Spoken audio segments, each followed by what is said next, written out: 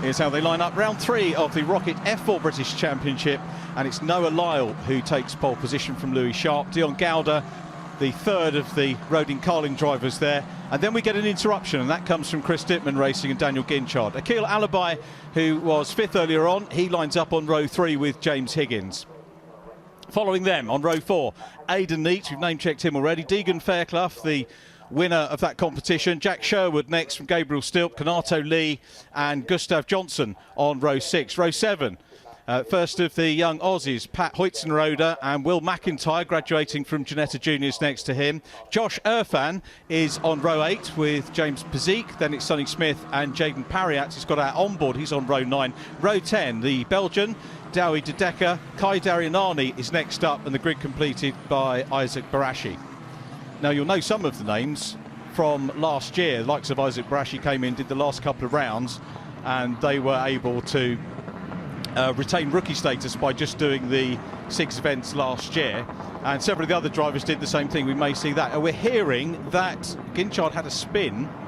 Dan Ginchard, one of the championship favourites for this year, had a spin on the warming up lap, and he's coming through the field, so likely he's going to get a penalty for that, Phil. He could do. There's also been some penalties for too much weaving going onto the grid as well, so they've got to be careful of that, because it's a safety thing that they're trying to control, make sure that they're all the marshals are safe, especially when they're obviously trying to line them up. But yeah, it's I don't know if Ginchard, I think he's back in position there. He is in 4th. I can see him. So there, yeah, he obviously made it back before he got to the start line.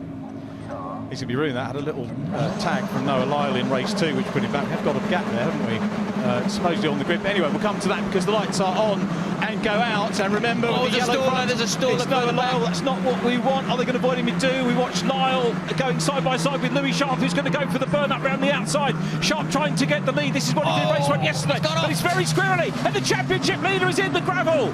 Yeah, he's got a race on now, Phil. Just had a bit of a lock-up as he was trying to turn in. There was a lot of standing water on the outside of turn 1, so I don't know whether they just caught him out, but that's given Lyle a bit of breathing space, and Gowder now is going to be fighting to try and keep Ginchard behind him.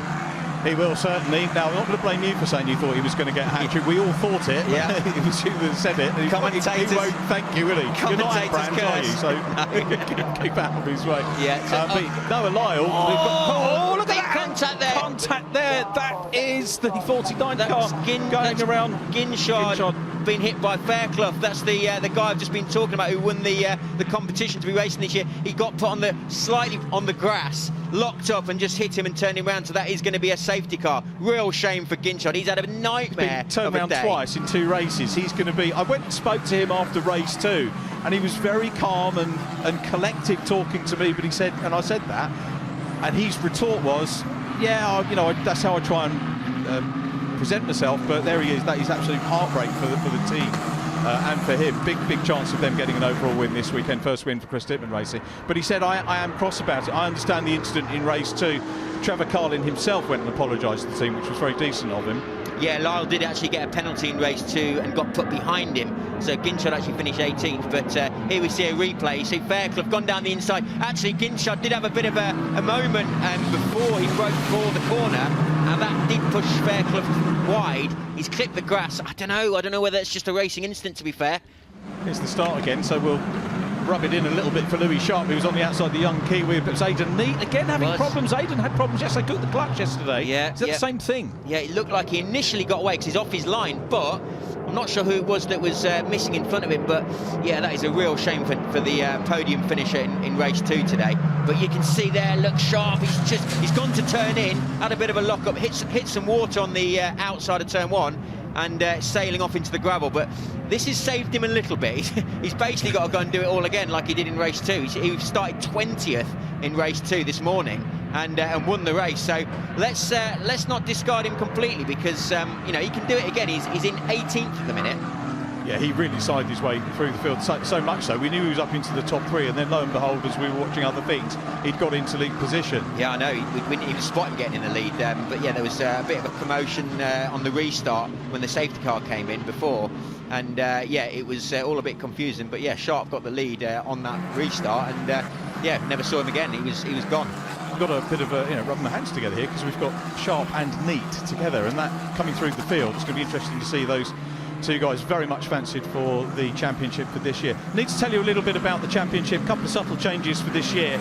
Obviously, it is a very international field and attracts drivers from all over the globe to come race. We've got 9 different nationalities racing in the championship this year.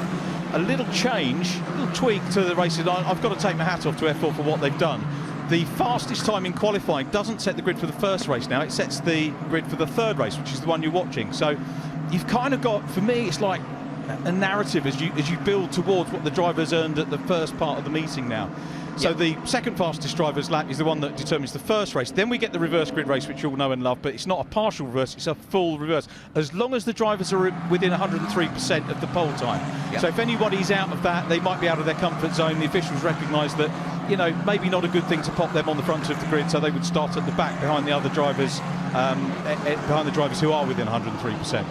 Happy spectators in the rain, always good to see. Yeah, exactly, yeah. I mean, it was raining quite hard earlier as well, so I do feel sorry for a lot of the spectators and the marshals who were getting soaked earlier, but looks like the rain is slowed down a little bit, and we've just got a greasy circuit, which makes the racing very exciting. But yeah, going back to the changes, it's fantastic. I think the fact that you've got the final race of their weekend is what is the best of the best. It's where they qualified, their fastest lap in qualifying. So you've got Lyle and Sharp, who were, you know, the best in qualifying. We're now seeing it right at the front, but unfortunately for Sharp, who made a bit of a messy start, he's going to have to do all the hard work again. He is. Look at the rain. Absolutely well done to all the spectators. We always, of course, shout out the marshals for being out there, but some spectators enjoying some terrific racing out there and hand rubbing together there. I think that's because we've got the 2 stars at the back. Yeah, absolutely. And yeah, I've got to say, it's cold out there. That's Paul O'Neill's role. He didn't like it, did he? He's giving it away. He'd have definitely eaten it.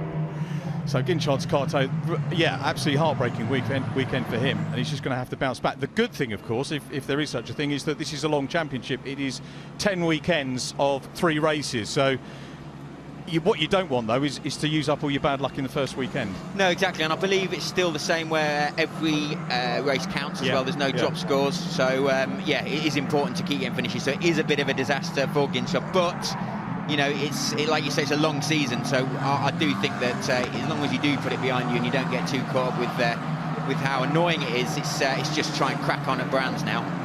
That's exactly it, isn't it? He's got to get his head down and see what he can do coming back, and hopefully we'll have a dry weekend. Although in my experience, Brands has always been wet the last few times I've been there, so I think we're in potentially another dismal weekend. We've got the rookie category as well. You'll see those drivers with the yellow backgrounds to their numbers, and that's for drivers who have done less than, I think it's 6 races in cars, and they have their own sort of championship or class within the main event that's contested. 2 wins so far for that. Gone to Carlin as well with Josh Erfen. We've got the lights out. It's a quick recovery. Race control keeping a very keen eye on what's going on. They want to get us back racing. We are now very near. We're at half distance already, so Noah Lyle has got to do the job, and Phil, maybe you can describe what Noah's got to do here on the restart. He's basically got to try and surprise the rest of them. He's got to try and keep some sort of heat in his tyres, and then just shock them, like literally get on the power. Don't get too much wheel spin as you go on the power coming out of the chicane, and you can see he's got away with that. He's had a little bit of a slide, but he's got away from his teammate Gowder, who is under pressure now from Fairclough, and you can see Higgins in 4th as well, but Fairclough trying to go on the outside of Gowder there, but no, I don't think he's going to make it slip. Can he get the cut back? He's switched back to the inside. He's got good traction. Can he get past him? He's going to be on the outside if they're going through Craners, but then he'll have the inside line going into the old hairpin. Can he stick it around the outside? Looks like he can. Awesome bit of drive in there. Now he's on the inside. He goes into 2nd place. Deegan Fairclough running with JHR. This is the lone car for the team at the moment. Little mistake there, and that's going to be pounced on by Dion Gowder, who's going to come back in. The Carlin man versus JHR. Side by side they go again. Gowder trying to work his way around the outside. The Indian versus the young Englishman. Still side by side. Cracking racing so far from the pair of them. Fairclough goes out over the curve. That could unsettle the car. He can, yeah, but he had the grip on the outside. That's how he managed to keep that 2nd place. But he runs a little bit wide now. Gowder's now getting back to the inside outside. He will be on the inside for the next corner. This is fantastic driving between these two. Yeah, great racing so far from the pair of them down what was known as Exhibition Straight, side by side. Here they come downhill. They've got James Higgins coming up in the mix as well, and then we've got Sherwood as well. Yeah, Jack Sherwood getting in the mix, coming through. Still side by side. Oh, good save! What an amazing save that was from Fairclough. They still think they're in carts, don't they? This pair. But look how the fact that it slows them up. We've got Kanato Lee joining in as well. He is the 5th car of this 5 who is joining in the battle now. So we've got 2 side-by-sides. Noah Lyle is disappearing. The Aussie is getting away with this because these guys are slowing each other up, but Fairclough still on the outside. They're still side-by-side. They've been side-by-side for nearly a whole lap now. Look at it. Still as they go down into old hairpin. Can Fairclough get around the outside? There's a bit more grip there, but is he going to be pushed on the curb? Yes, he is. He's lost some grip. He's in the gravel, but he's still kept it. Still there. Gowder's managed to get the position, but I think he's going to be coming back at him in the next corner. But look at Jack Sherwood, though. Exactly. Sherwood is right in the mix here. Is he going to try on the outside? Look, there's a little bit more grip there. Sherwood is going around the outside. Can he make it stick? No, he's hit the paint. Oh, Jack Sherwood's trying. We've got James Higgins in the mix as well. The others coming up. We've got Johnson, his teammate. Gabe Stilp in the mix as well. The double karting champion coming in. But out front now, it's Gowder back there. This is for second place, remember. Sherwood just goes across side by side with the competition winner who came out of sim racing, believe it or not, in the 87 car, a season in the Fiesta Juniors, and he's still there. So it's a big move even from Fiesta Juniors, from front-wheel drive saloon cars into single-seaters. Sherwood, though, superb, picks him off. Sherwood into 3rd. Something happened there. Fairclough definitely had a good run out the chicane, but I don't know whether he missed a gear or something like that, because Sherwood managed to get in front, and now Higgins is going around the outside of Fairclough.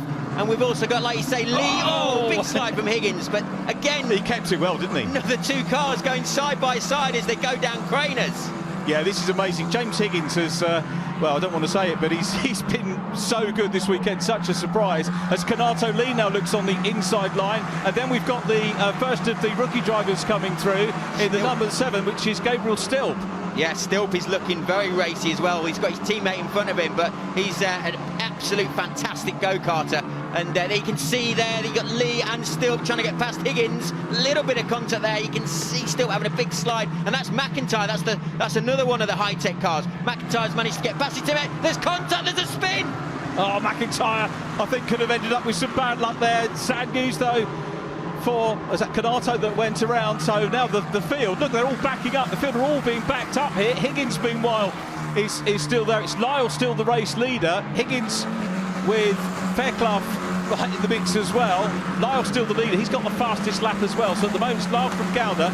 Rodin Carlin, I keep saying Carlin, but it's Rodin Carlin now to give it the correct name. As we look at Kanato Lee's car, disappointing it for him. It was Lee that actually had that spin. He had one in race 2 as well when he had a spin at the chicane, and but he came back through again. Look at this further back. There's loads of fighting here. Who's that? That's the Rodin car of Sharp. Look where he is now. He's up to 11th. Yeah, he's caught his teammate Josh Irfin, so he's making very good progress through the field, and it's fair to say that Aiden Neat is in the mix as well. He's not that far back. Neat is the next car, so those two have worked together. The blue and pink car and the black car in front have worked together. Reminder, this is the leader. Here's Lyle. Noah Lyle raced with JHR last year. Look at the lead that he's got. He's taken advantage of the fact that there was a massive squabble for second place and made hay while the metaphorical sun shines. We've got a visitor. Is that Kanato? No, it's the number 4 car coming into pit lane, James Bazik, the Aussie, who had a great start in race 2 from 3rd row of the grid into the lead on turn 1. Amazing stuff for the Aussie, but disappointment there with another pit stop. So we've got Lyle leading, Gowder 2nd, Sherwood CDI is 3rd, Fairclough 4th. So then the battle of Higgins, McIntyre, Stilp, Johnson, Hudson-Roder is all but still battling away for 5th place. Look at this. This is Lee's exit, isn't it? Yeah, he's just hit the curb. They've had contact as well, but unfortunately the momentum of him hitting that inside curb with too much speed has just sent him round. Real shame for Kanato Lee. He's been an absolute star so far. He was very good in Ginetta Juniors, and he's brought his experience of the British circuits into F4 as well now. So the race leader is away and in the distance as we look back, and it's Gabriel Stilp. There are a lot of Stilps, aren't there? I'm hesitating to make sure I get the right one. I remember one in Clio's, actually. Was that his older brother? I think it possibly was, yeah. That's a good call. And so Hudson Roder is just come around the outside of Stilton. Now he's got the inside coming into McLean's, but look at the grip around the outside. They all know they can get on the throttle a lot harder if they're on the wet line, which there's so much more grip than the usual dry line. And that's just been able for him to be able to keep that position.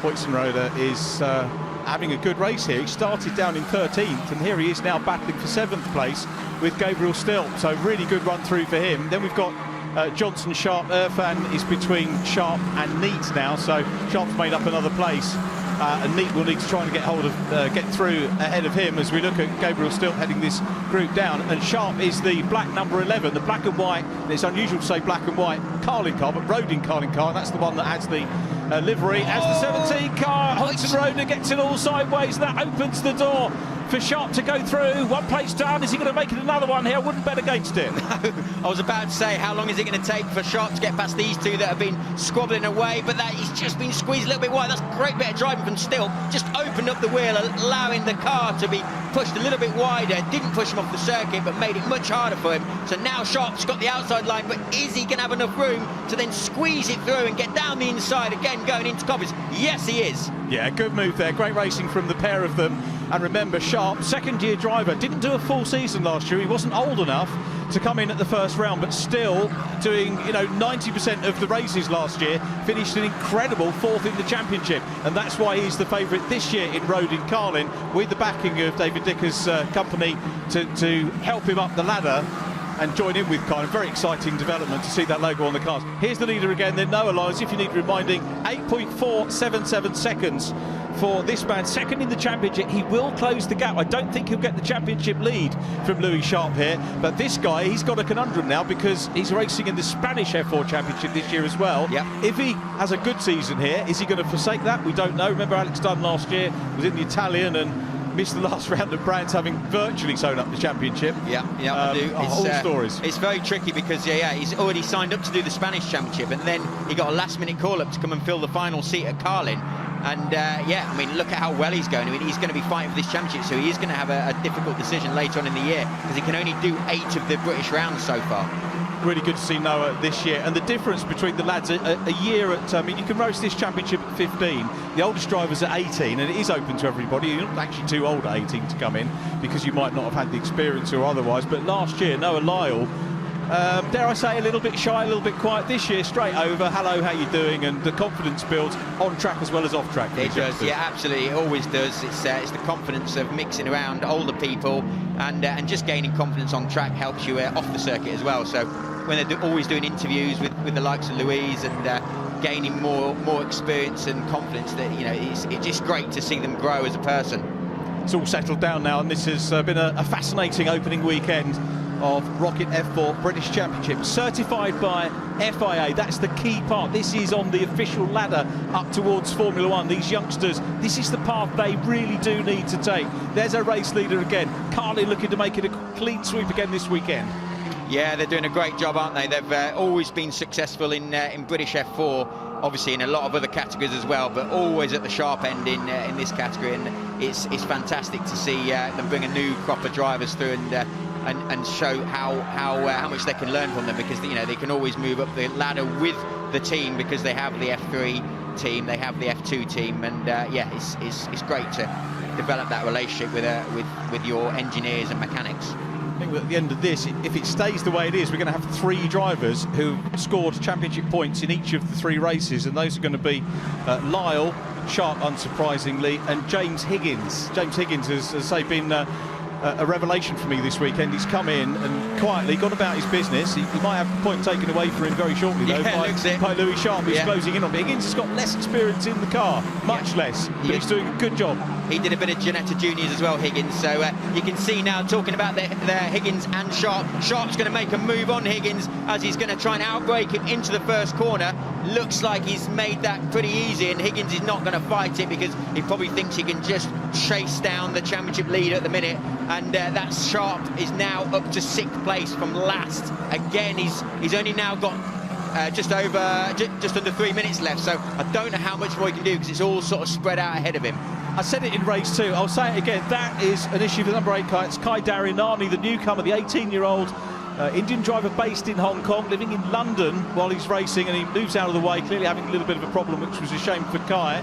And I've forgotten what the point I was going to make was that I said earlier on, but it was about conditions really, and saying, you know, you can expect there is Kai. Yeah, it looks like he's got it in a safe place. He's obviously got some sort of issue there. There's no damage to the car by the looks of it. I don't know if he had any contact with anyone, but yeah, that is a real shame for him, because he's been learning away with his team, and you can see he's devastated about that. Yeah, big shame. Good lad though, and caught up with him for the first time. The point I was going to make and coming back to is that Carlin seem to be quick in all weathers. You can say that the wet might negate speed and negate any advantage that a team has, but they've got some great drivers. Look at what Lyle's done. Look at what Sharp's done coming through the field, picking them off. Probably doesn't really need to do that, but he has done it. He's done a superb job. Aidan Neat at the back of this trio, trying to pick off another position.